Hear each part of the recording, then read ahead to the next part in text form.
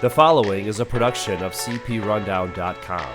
The views and opinions expressed by the host of this podcast are those of the individual and not of any affiliated companies. Ladies and gentlemen, welcome to the Rundown on Fun, a weekly podcast covering the Cedar Fair Entertainment Company, the amusement industry, and the business of fun. Here are your hosts, Karsten Anderson, Evan Schultz, and Kyle Hu.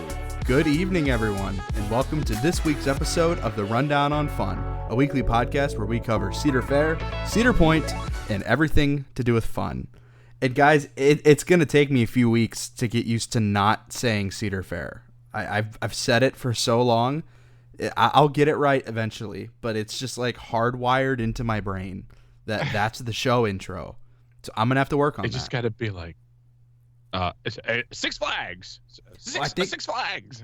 Yeah, again, Justin, because I know you're listening, I need to get you down here to re-record because he says it in the intro, and then it makes me think it's okay. Maybe we should like get a really really tight rubber band around your wrist, and every time like you say Cedar Fair, you like slam it down really hard. So that way. Yeah, that should work. Oh man, what a day. Eventually. If anybody could see behind the curtain of what we were just doing for the past 20 minutes, it was great. It was a good like cleanse. Here for 40 minutes. Yeah, right. Recording. Oh man. So speaking of the what's call, going on? What's going on is you got a brand new microphone. So hopefully out there in all of the podcast nation, you sound really good. Yeah. I mean, you sound really good on my end. So truth is in the pudding when I listen to it. Speaking of listening to our podcast, we do have another update too. Starting off with season 3-ish, I guess you could say, since we're a little bit off of season 3 now. But anyway, we are actually going to be releasing the podcast on a schedule, and we might record maybe on a Tuesday or Wednesday, but Kyle gets busy sometimes during the week. I do. And can't always get the episode up like immediately. So now we're actually going to have a schedule, and you'll be able to find our podcast brand new when we release an episode on Saturday mornings. I think it'll be really cool, like especially if you're driving to the park or something like that. You just flip on the podcast and drive right to Cedar Point or Kings Island or Six Flags Magic Mountain. I don't know. I mean, whatever, so hey, it's that relevant way information for those Magic Mountain people now. So, well, it's nice to know, because I've got some podcasts that I listen to and I know exactly when they're going to upload a new episode. And I'm like, boom, I go right on my podcast app and I'm just like, all right, Wednesdays or Thursdays or whatever, like Saturday morning, you'll be able to. So this new episode will be currently Saturday morning. So good morning. We got to change everything from good night to good morning, because I know we always say good night. So yeah, that'll be a transition too. Nah. If not, what? Good morning, good night. You know what? It's a clock is right sometimes. Sometimes I listen to the show, to my podcast on the way home from the park, so that's why good night works. Or you know what? A clock is right 2 times out of the day, so you never know. Yeah, exactly. 5 o'clock somewhere. Every broken clock is right 2 times a day. Yes. Anyway, speaking of broken. Wow, that was a good transition. I like that. That was star. Anyway, yeah. So, very little to update with Top Thrill 2. I haven't been in the park to see it specifically, in person. Besides when we were in the park this past weekend. But they are. I'm not stupid. I see pictures on the internet, and it looks like there's workers that are now present back literally like as the park is open. Now we don't know if they were working like when the park was closed or early in the morning or whatever, but now they're literally working during park hours, which is really good to see. So hopefully possibly we're coming up to, hey, we're getting close to opening this, or maybe they're just tinkering around and trying to figure out what's wrong with it, because maybe they still don't know. I mean, I don't know. These are prototype trains, and the thing is that's what people kind of like forget about is, those are actually prototype trains, and there's going to be some issues with them, and fortunately. And at any rate, the park is showing that obviously, hey, we're working on it. We're not just throwing in the towel. We do want this to open. So yeah.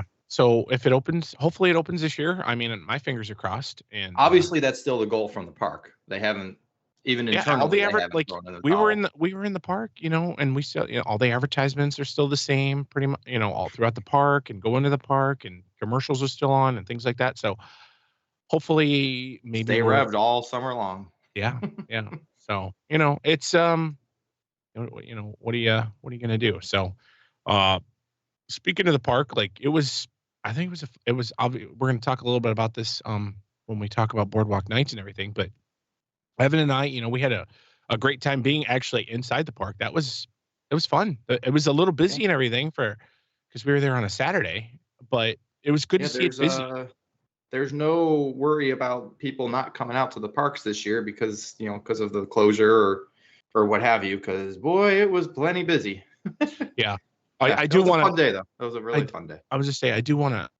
I lost my train of thought and I came back to it. I do want to pat myself on the back because Evan, I was like, dude, we need to ride Power Tower because I ride Power Tower, one, because I like it, and two, because you can get really good visuals without taking your phone out, and taking pictures of top thrill with your eyes. And so I was like, okay, cool. So because I was like, I read it so much that I'm just like looking for anything out of the ordinary.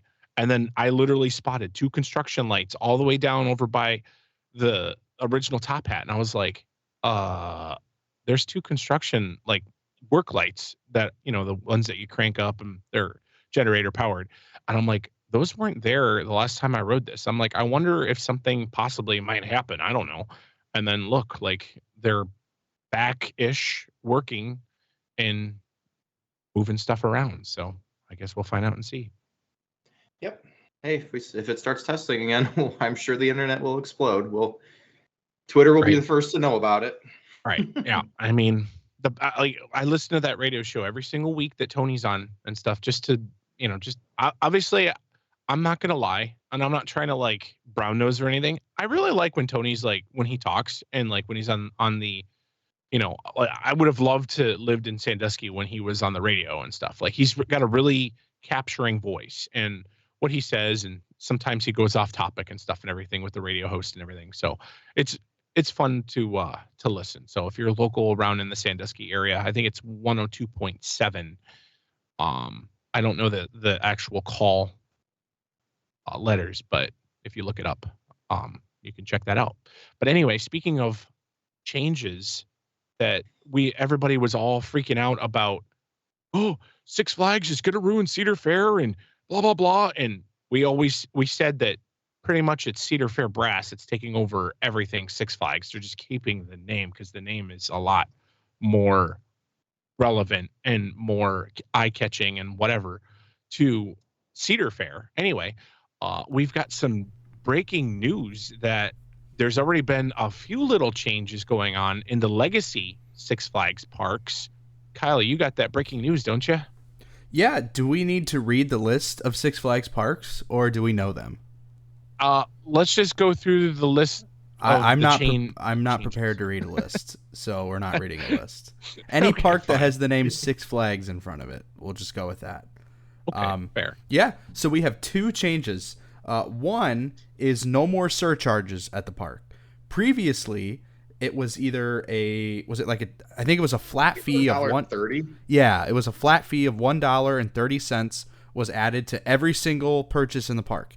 It didn't matter if you were purchasing a t-shirt or a bottle of water, whatever. There was a flat fee of $1.30 added to that. That is no longer. Those have gone away. And the parks have actually added a chaperone policy to some of their parks. Not all of them. I know Six Flags America for sure. But it's the same kind of chaperone policy that we've seen pop up at most of the Cedar Fair parks within the past few years. Yeah, it was Six Flags America, Six Flags Over Georgia, and Six Flags Discovery Kingdom. And if you look at their social medias, it looks a lot like the Cedar Fair, the way that the Cedar Fair parks posted it, like the same font, the same style. It's like, this is a weird alternate universe. Right? You're like, wow. But I'm chaperone policies work. They work. They do. We've seen them firsthand at Kings Island when we were having some issues there. Well, and then was it last was it opening day last year at Kings Island? There was an issue. There was no chaperone policy. The park was miserable. I mean, it was just, there's a lot of kids that needed chaperones. And then I think you and I, the following Saturday after opening day, this was in 2023, you and I, Carson, we went to Kings Island the following Saturday. Of course, that's not going to be as busy as opening weekend, but still, it was night and day with the chaperone policy installed. I mean, it was so much more enjoyable. So they work. And if you're complaining about it, then your kids are the problem. And I think, like, obviously, legacy Cedar Fair parks have done this in the past. And I think that they saw that they're not losing out on money, maybe, because obviously if they're losing out on crazy money, they wouldn't be doing this. I mean, obviously they still want the guest experience to be 100% high up, but I would also assume that they're not losing money on it either. In what they're losing in teenagers in the park who, let's face it, aren't spending money. They're walking around like it's a shopping mall or something, They might buy a drink or, a pretzel or whatever.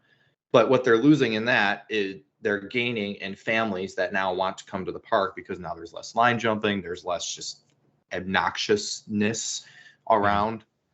And, that's not to say every kid is bad, but the few ruin it for the many. So, if I'm a family who's been, annoyed or gotten the short end of the stick of thanks to other guests in the park before at Six Flags America, and I don't really want to go there, at night or whatever. Now I'm like, oh, hey, they're trying to make a change, and I think it's going to be a fun place again. Yeah. And so I think a lot of families are going to want to do that, and they're going to go there and they're going to spend money. They're going to buy season passes. They're going to buy their kids souvenirs. They're going to buy fast lane because the parks are still busy, or whatever the legacy Six Flags parks call it, Flash Pass. So I love the chaperone policy. I am the first one to get up on the totem pole and beg for this at every park. Well, I was going to say, like, just for instance of like how the kids misbehave without a chaperone policy. Like, I was at one of the parks that isn't a Cedar Fair or Six Flags park or anything like that. And it was like, I saw a bunch, I think it was like Indiana Beach or something. And there was like kids there that was like throwing mulch at each other, running around, like playing tag and smacking each other and cussing, and just like, not all kids are bad like that. Yes. But when they're around their friends, and I mean, obviously we were their age at one time as well. You want to show off and do whatever and everything, but there's a time and a place. And I honestly never thought, like, when we went to Cedar Point, to be like, oh yeah, let's go. I'm going to go hit Johnny let's over start the head. Punching each other. And we were, I remember we would go I was there in and ride 7th rides. grade. I was in 7th grade. My first like friend trip to Cedar Point. It was like our school field trip, and our school was pretty cool.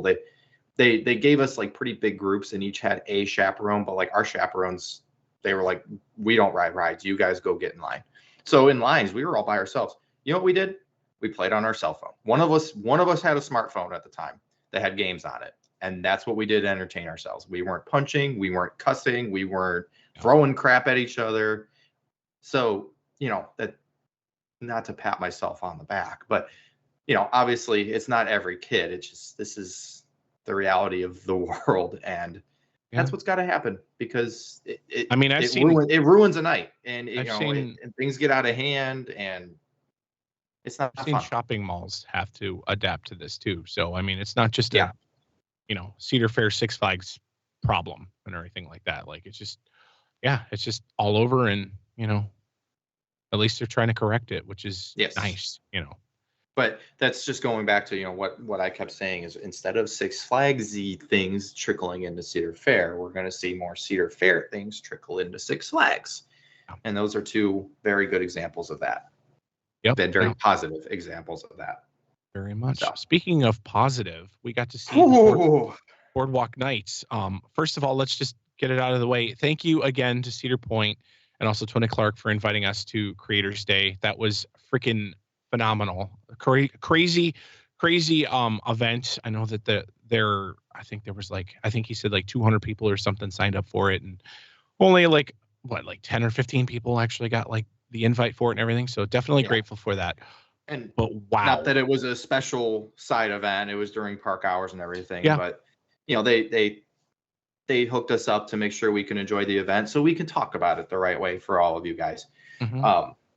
And man, I mean, this is the main story of our week, I think. And yeah. Everybody needs to put we on can't their, even go into detail about everything about Boardwalk Nights. We didn't have enough time. So much. We didn't have enough time. We didn't even see everything. I was like, all right, cool. We're gonna be able to see everything. And I was like, Evan, we were jumping. And I'm like, oh my gosh, that's excitement in it. Yeah, it's a good thing. It's a good thing. Yeah. So housekeeping out of the way. So Boardwalk Nights runs now through Sunday, August 18th, and it runs every night from 7 to 10, except Tuesdays. It is free with park admission. It takes place on the Cedar Point Beach Boardwalk, outside the park, and on the boardwalk inside the park, where Wild Mouse is. That's all, most of it's free. Food and beverage that's special to the event obviously is not free. And there's games that you can play also obviously not free. But all the shows, all the entertainment, all the, I don't know, circus acts. Yeah. I mean, really, you don't actually need park admission to enjoy some of this stuff because you could just go out on the beach and watch, a couple of the acts. And man, I don't even know how I want to talk about this. So we'll just say, so starting at 7 p.m., they bring out the grand opening cavalcade, or I forget what they're exactly calling it, the opening cavalcade, and it's a sort of a parade, but not in the traditional sense where it starts and ends at a particular spot and it's a one continuously moving line.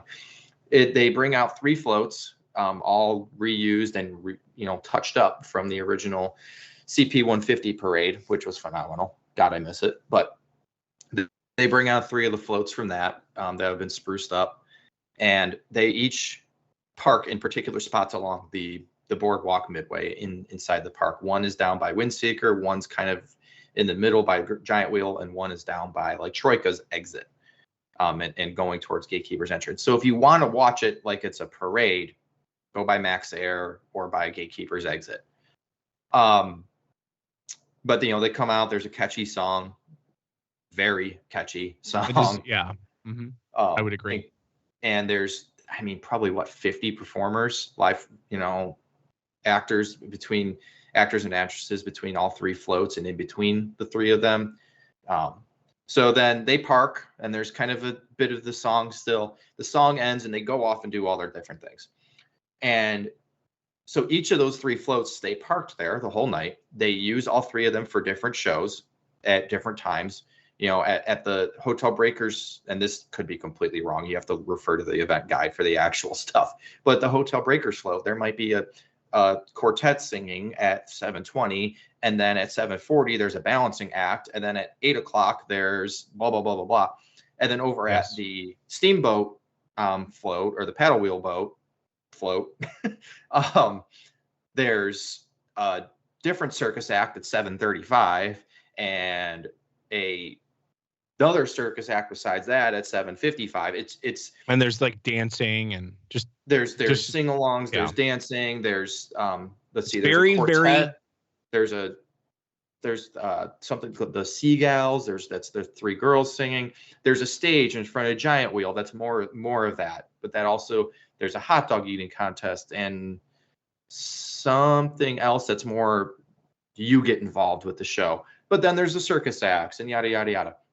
Over next to Grand Pavilion, there's a high dive show, which was phenomenal. We watched that, and the guy that does it, he's a blast, because when he's not doing the high dive shows, there's like 3 of them during the night. He's walking around on stilts down the midway, and he's goofing around with people, and he's just hilarious.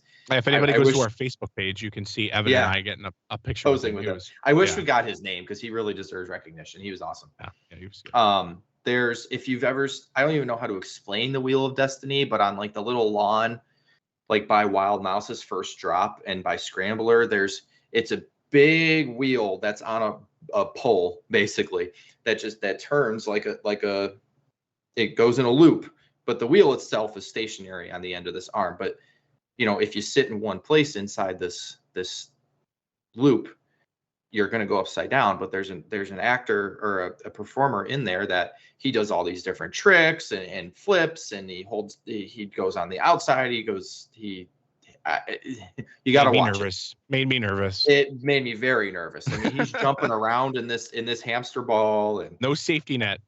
No. I wonder what the insurance policy is on that. Yeah, right. Did you get a video of that? I did. I did not post any of the videos. I might post some of the videos. I haven't decided yet. Well, you could at least see a picture of this contraption. I'm sure it's a popular thing that if you typed insert Wheel of Doom on YouTube, might not be Cedar Points, but you get the idea. Out on the beach, there's another stage that there's rotating performances. There's a DJ.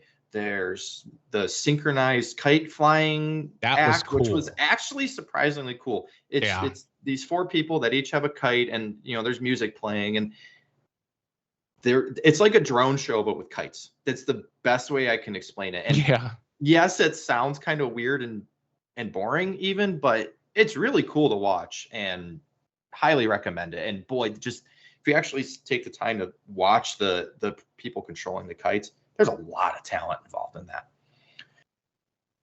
Excuse me. And so they set up a specialty bar next to the Joe Cool Dodgem School bumper cars that has specialty mixed cocktails that are served in a shaker. We got to try the non-alcoholic versions of the triple berry lemonade and the watermelon jalapeno limeade. Both were phenomenal. Spicy. And so those are $10, and for $15 you can get a shot of alcohol in it. I think they had vodka and tequila and rum and stuff like that. They also had a specialty, like just pre-mixed drink in like the bags that you see during Halloween weekends a lot. I think it was called Heat Wave. That was chipotle, pineapple, cranberry, and raspberry mixed with coconut Malibu rum.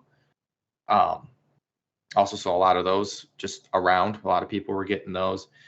And then there's specialty popcorn. There's popcorn like carts around, like it's a carnival. There's cotton candy. And then inside Grand Pavilion is, more specialty cocktails. There's like 4 different specialty cocktails up at the Grand Pavilion bar. And then is the big one, the big food item of the event, which sounds like, why did they come up with this? But, the Boardwalk's a party. The Boardwalk Nights is a party. And if you go to a Coney Island or Wildwood in New Jersey, there's always something like crazy and weird in the food department that catches your attention. So what Cedar Point did with that, our wonderful food and beverage team, is they called it the Taterlicious Footlong. And what they do is for $18, which sounds like a lot, but believe me when I say you could feed your whole family with this thing. Yeah, that's true. You got a bed of tater tots, a foot-long bun with a foot-long hot dog, mac and cheese on top of that, pulled pork on top of that, barbecue sauce, and scallions. It's phenomenal, tastes great, and it is legitimately a monstrosity. Let's just say that the foot-long hot dog, because I was expecting because I've seen some foot-long hot dogs that were like kind of really skinny, and no, this thing was like probably like 2 inches thick. Like holy crap! It was like a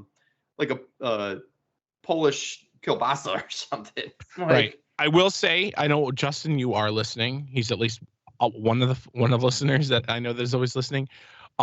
It doesn't have the weird hot dog taste afterwards. Like sometimes like how you have a hot dog and you go like, oh, like the taste in your mouth afterwards. Processed. You don't have. Yeah, it tasted, the hot dog was very high quality. It was really good. Yeah.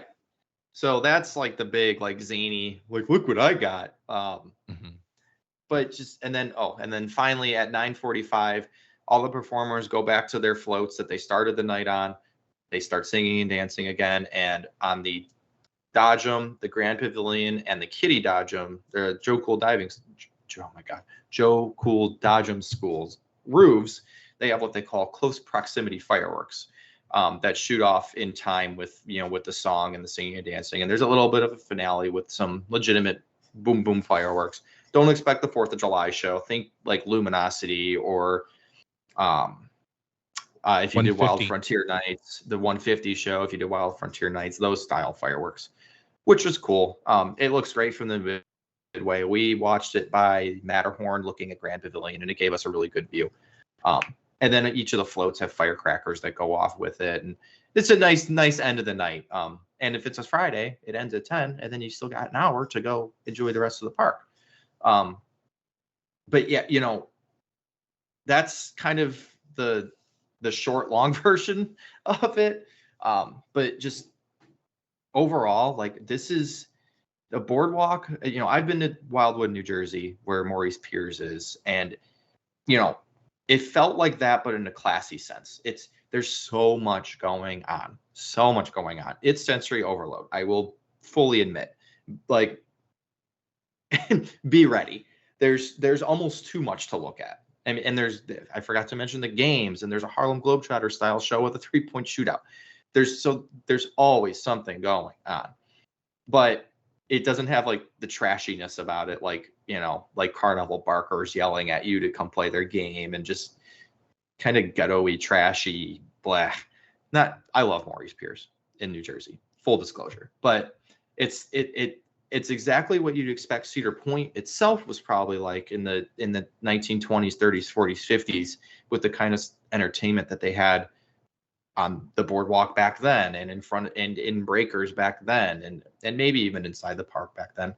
And it's just the atmosphere, the vibe is something I've never felt at Cedar Point, and it's just so impressive, the way it all works out, the way it all meshes together.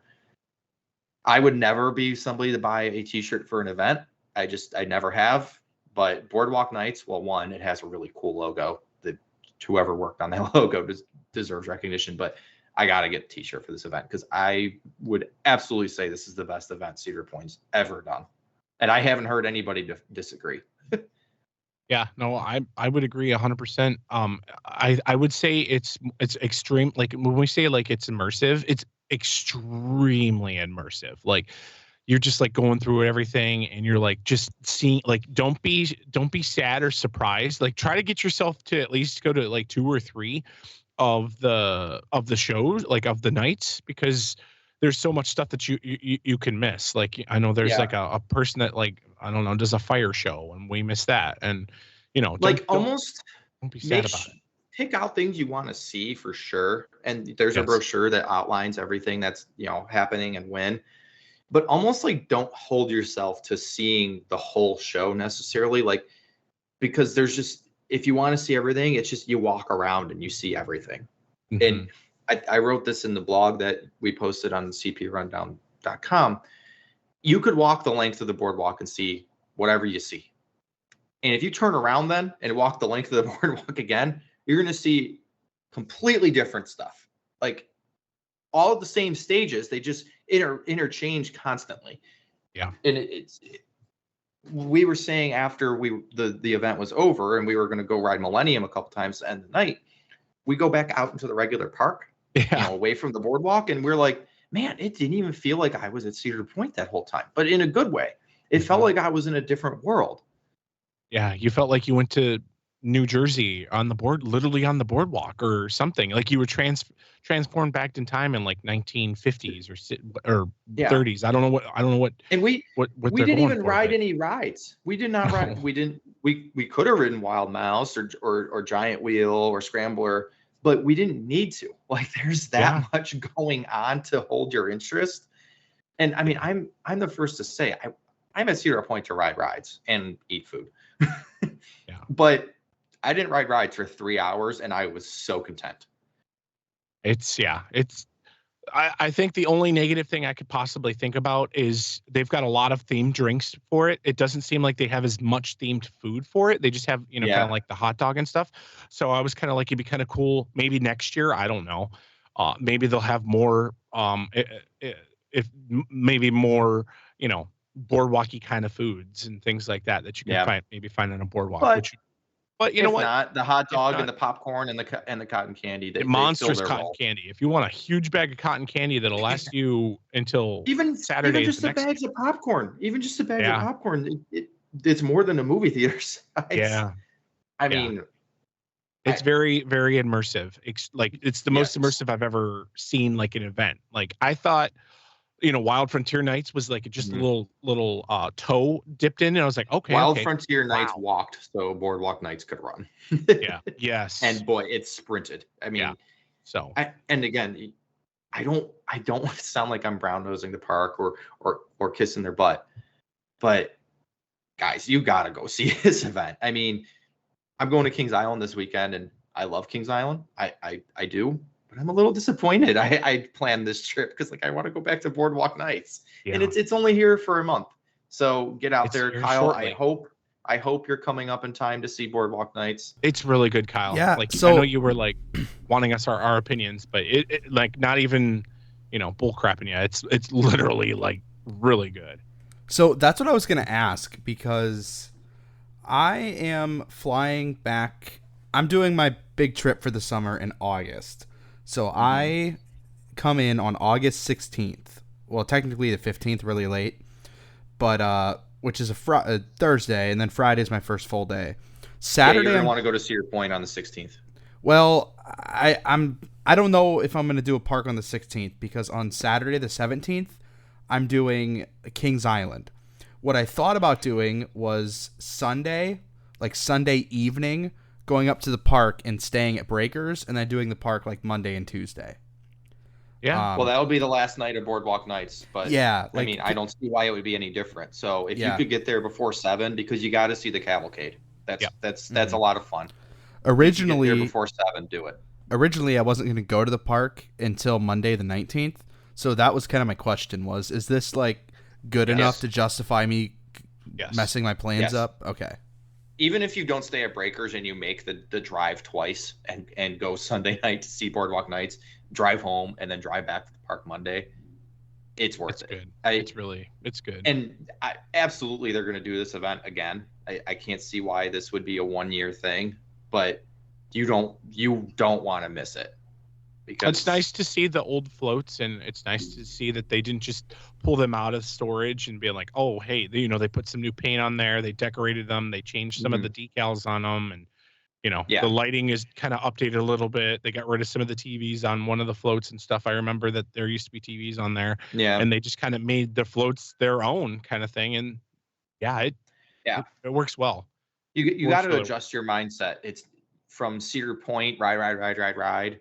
It's to just enjoying the summer vibe, grab a drink, walk around, and just look at all the things. And the kids, I mean, there's a ton of stuff for the kids to do and watch, and they can dance. You can earn buttons during, you have to they have a little scavenger hunt. You can also earn buttons if you dance in some of the shows and stuff and everything. Dance in the show, if you participate in this thing, if you participate in that, you could get a button. And then once you get all the buttons, you could earn a big button or something like that. All the games are play till you win, even the adult games, or if you don't win when you try it, they just give you a smaller prize. I love that they brought with something. I love that they brought over the high, I don't know what it's called, the high striker or whatever, but it's the old school one where you have to hit the mallet and the thing goes up and literally dings the ding. Evan and I looked at each other. We're like, let's not embarrass ourselves. We're not. We're gonna look stupid. I was like, if anything, there's a small one for kids too, which is cool. So if the kids wants to do it, there's a smaller one, which is cool. Yeah, and just hearing that bell on a midway, it sounds like a boardwalk. Even though that's elsewhere in the park, it just works.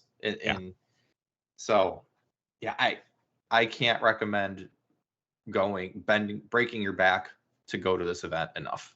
You got to. You'll be shooting yourself if you didn't get to go. At least yes. And you'd be like, dang, I really, I wonder what's going on with that. So. And again, it'll be back next year. It'll probably be bigger and better. But I mean, I can absolutely say that this year's iteration of it is, if they just rolled out the same exact thing next year, I'd be completely fine with it. Yep. So for sure. Whew.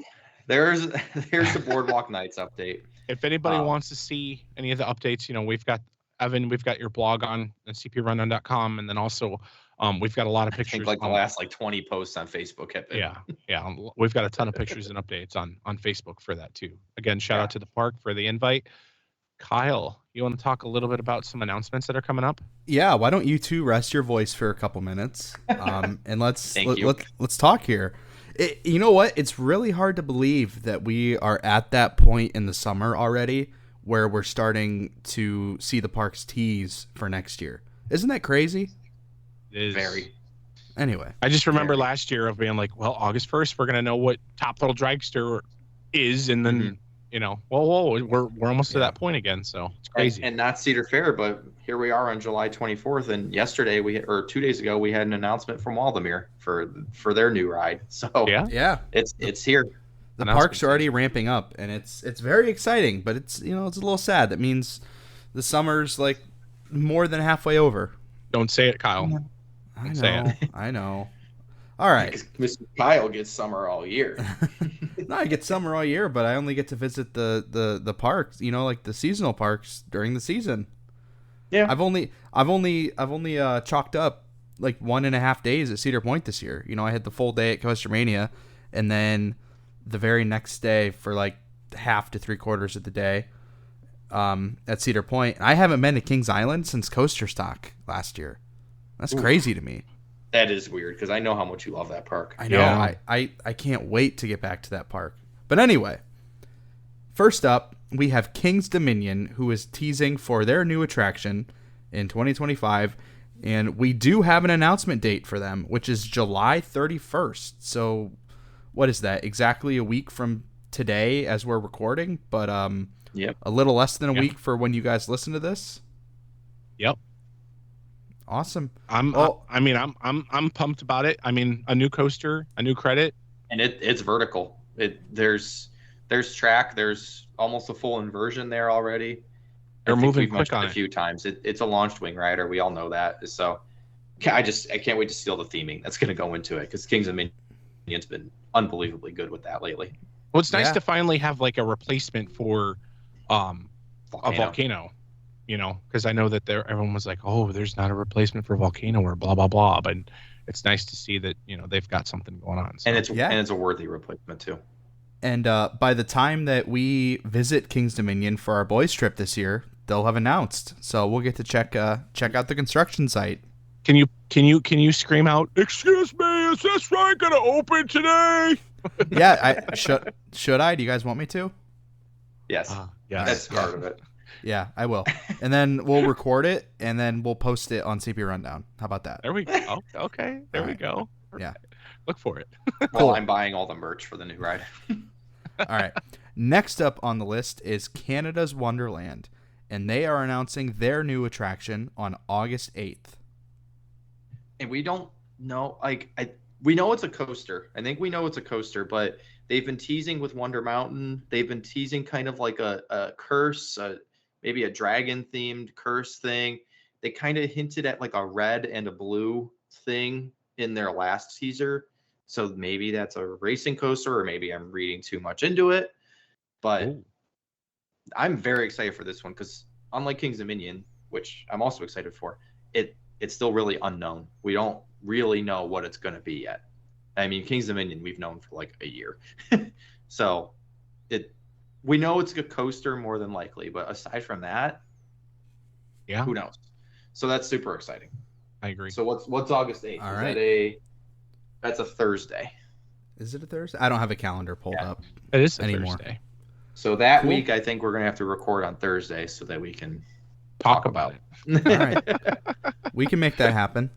All right. Yes. So next up is our first Legacy Six Flags park on the list, and that is Six Flags Great America. Yeah, Six Flags Great America, and they are teasing their new for 2025 attraction. Yes.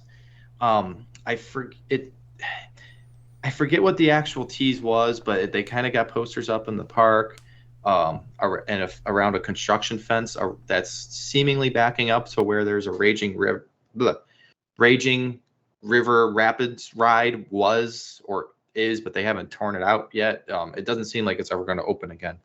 But yeah, they started teasing on their social media, and maybe Carson, while you give your thoughts, I'm going to try to pull it up so I can actually get this right. I'm trying to think. I'm actually thinking a bigger picture here. I'm like, is this like this? Obviously, most likely is like the last year of like Cedar Fair and Six Flags, like their actual improvements going one-on-one kind of thing. But I'm just curious to see, like, going into 25 and 26. I'm curious to see what's gonna, happen with that. So we don't have an announcement date, but on their Twitter, Six Flags Great wasn't America's there like Twitter, a Dark Mr. Six or something? No, that was for their haunt stuff. Okay. On Six Flags Great America's Twitter, there's a little video that says, "Something is coming. Just wait." That's like the caption to the video. And in the word "is," the S is capitalized for some reason. And in the word "wait," the A is capitalized for some reason. And then the video, it's a 6-second video. It just shows the Six Flags Great America logo. And then it kind of flickers. And then it changes to #Fear the Wrath. Maybe it's one of those, what is it? The Axis coaster? It could be. Possibly. I was looking at the area that it's presumably going in. It looks like it could fit a smaller dive coaster like Iron Menace or Dr. Diabolical's Cliffhanger at Six Flags Fiesta, Texas. I don't know. A dive coaster would fit great. An Axis coaster would be cool because it's unique. If you count the S at the beginning of the sentence on their Twitter as also one of the capitalized letters, it's SSA is what's capitalized. If you rearrange those letters, S and S. Oh, okay. SAS, and S and S. Yeah. They're the ones who make those Axis coasters. So there's maybe something to that. So very exciting. We don't have an announcement date for that one, though. Interesting. I like this. And I would assume, since, Cedar Fair's like at the helm now, per se, that like these coasters and things like that, like, oh, by the way, Six Flags Great America, yeah, your coaster's going to open on opening day. They're like, what? Yeah, because if you look down at Six Flags Over Georgia, their little Intamin half pipe water coaster thingy is still the track was just completed. Let's not talk about coasters that aren't open. Yeah. Anyway. All right. So last up on just want to join the club. Last up on the list is Carowinds, and they are also in the teasing stage. They posted a picture on Facebook of what looks like a camp sign, like a wooden sign that you'd see at a camp, and it has arrow directional signs, and the arrow at the top pointing to the left says funner, the arrow pointing to the right says faster, and the arrow pointing to the left says splashier. And then underneath that, It says something new is coming. So, I don't know. This kind of seems like maybe a Camp Snoopy edition, or maybe like they are getting Camp Snoopy after it's been rolled out at Kings Island and Knott's Berry Farm. Yeah, I can't see this being anything but a Camp Snoopy edition, but I am interested in the splashier part of that because they need a water ride, and even if it's in the camp area, I feel like adults are going to be able to ride it. They don't have a flume or anything, do they? No, not like Kings Island. Because I was going to say maybe they can update something like that, but maybe they're going to get a flume, and one of many flumes that is going to be built, and maybe Cedar Point will be, They had a log flume long ago. That's gone. They had a Thunder Canyon style ride. That's gone, although it's still standing, but it hasn't been touched in years. And they got rid of their Snake River Falls style ride when they built Copperhead Strike. Wonder if maybe they're going to get rid of that standing but not operating water ride, and then they could possibly, That's a big area. That's a big. I think this is Camp Snoopy. I'm full in on Camp Snoopy. So I will give you two ideas. The first one is what I would love to see, and the second one is what I think we will see. Mm-hmm. Mm-hmm. I would love to see a new log flume. However, I don't really know. Are there any companies out there still building new log flumes? Well, Intamin tried in 2010. Yeah, and if they are, I mean, log flumes take up a pretty big footprint. I don't know if they have the land for that. Not in Camp Snoopy, if our hunch there is correct. All right. And what I think they're going to get is they're going to get the Camp Snoopy refresh, and I think they'll reskin all of their rides like they did for Kings Island this year with the addition of pause. They do have Camp Snoopy. They have a Camp Snoopy already. Oh, shit. That happened a couple years ago. So do we have to like restart? No. No. Because it seems like it's an addition to Camp Snoopy. Okay. Yeah, it could be an addition. Yeah. All right. Keep rolling. You're good. Okay. No edits. 3, 2, 1. All right. 3, 2, 1.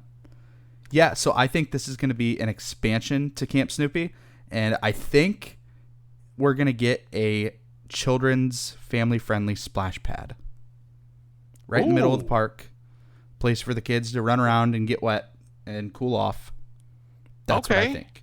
Because I don't know what kind of water rides you could put in a children's area except for a family-friendly log flume, which I don't... What about like an aqua splash or something? I don't know. Like, I mean, that's not family-friendly per se. Yeah, not in a family area, no. What about, and this takes up a sizable amount of room too, but what about something like a splash battle, like what How to Train Your Dragon Land at Epic Universe is going to get, or Dollywood used to have? Maybe something, because I wrote a kid's version of that, like a small one at Energylandia in Poland. I mean, it didn't take up a ton of room. The boats were only 4 people, and they were back to back. Maybe something like that. Probably more expensive than they would probably want, but yeah, I mean that I could see. That I could see, and obviously we don't know, so I guess we'll just have to wait. We don't have a date for that yet either. Nope. No, sadly not. All right. It'll be interesting to see for sure. Well, that's kind of all. If we missed any, let us know. Yeah. It's going to ramp up here in the next couple weeks. That's kind of all the news that we had on the rundown. But guys, I got to ride another new coaster this weekend. Another new Central Florida coaster. And did you? I got to check out Phoenix Rising at Busch Gardens Tampa, the new B&M family invert. And so you had the family launch coaster there at SeaWorld, Penguin Trek. You got on that. Now you're checking out the other family B&M. Yeah, little baby Montu. And how but was it's it? in Manta colors. Yeah, honestly, it was a lot of fun. When both of these rides got announced, I was a little more excited for Penguin Trek, just because it seemed like it would be the more complete edition, you know, with the indoor theming and the ride and the show box and everything like that. But if we were to strip out just coaster for coaster, you take all the theming and everything out of Penguin Trek, and you take all the theming out of Phoenix, and you just plop them in a field, I think Phoenix is a little more fun. It's really good. It's a nice, solid family coaster, and it, you know, true to the inverts. It has the nice, gentle swooping motions that make you feel like you're flying. It has onboard audio. That's really cool. Okay. Yeah. The theming in the station looks pretty sweet too. Yeah, in the station they have like these almost like stained glass windows, and every time a train dispatches, there's a different Phoenix animation. So that's pretty cool as well. It has a couple little nods to Montu where they actually built like little canyons that it goes through. So I mean, I think that's pretty cool. One drawback though, since it's a family coaster and you know, it isn't super long and it doesn't have any block breaks, it can only run one train. And it only runs one train.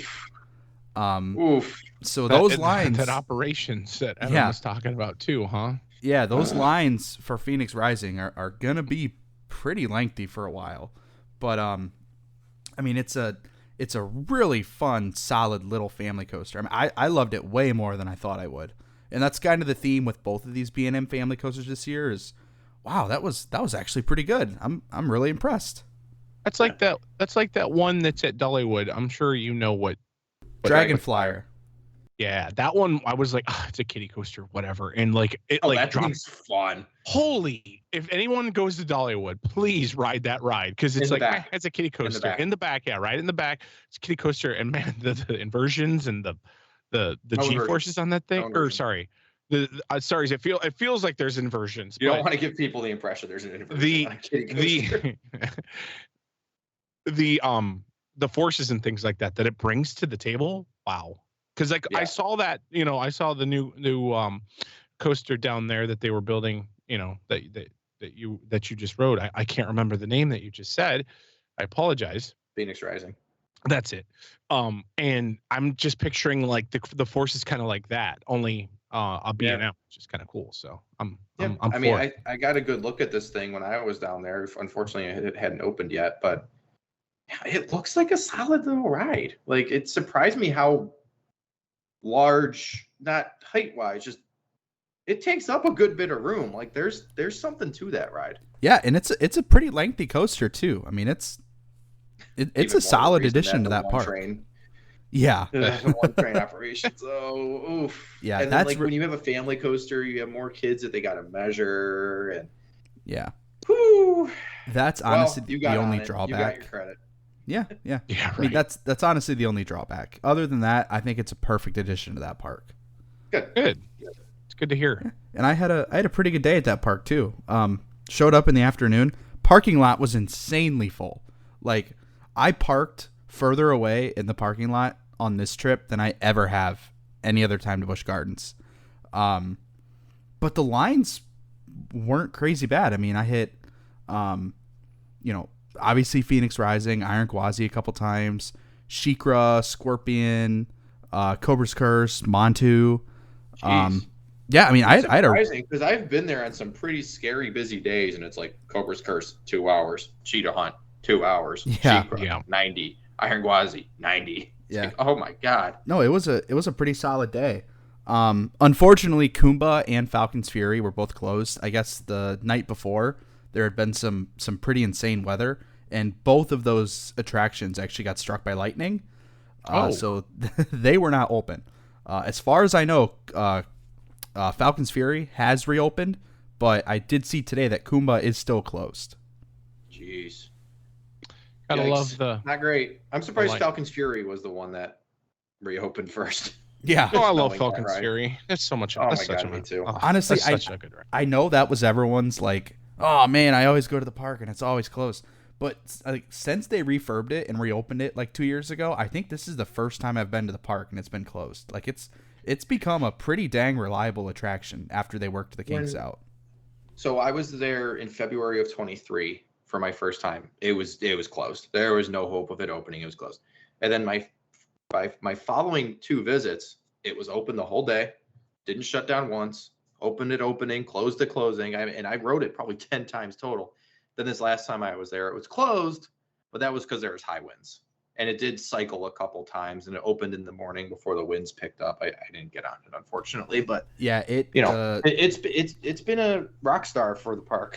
Yeah, the ride vehicle did not move all day because if you're familiar with the sound that this thing makes when it drops, you hear it. You can hear it from like miles away, and I never heard it. So when I was there this last time, and I really wanted to get on it, and I really wanted to get my mom on it because it was, it's a unique ride.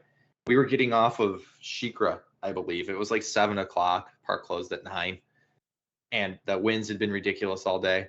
We were getting off of Sheikra, and I heard, and it kind of sounds like a falcon, that whatever that noise is it makes.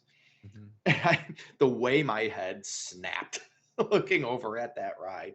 But it cycled the one time and then never moved again. So I don't know if it was just like let's see if we can pull this off. And then, nah, it's not going to open. Dang. But yeah, well, I'll be back.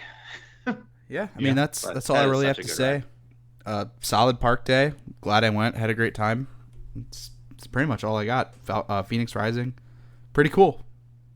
A+. Well, maybe not A+ because of the one train, but anyways, well, that's about all we have, but I do want to say that this weekend I am going down to Kings Island for the first time for a full day visit since opening weekend. I feel dirty saying that, honestly, but that's just thanks to no coaster stock.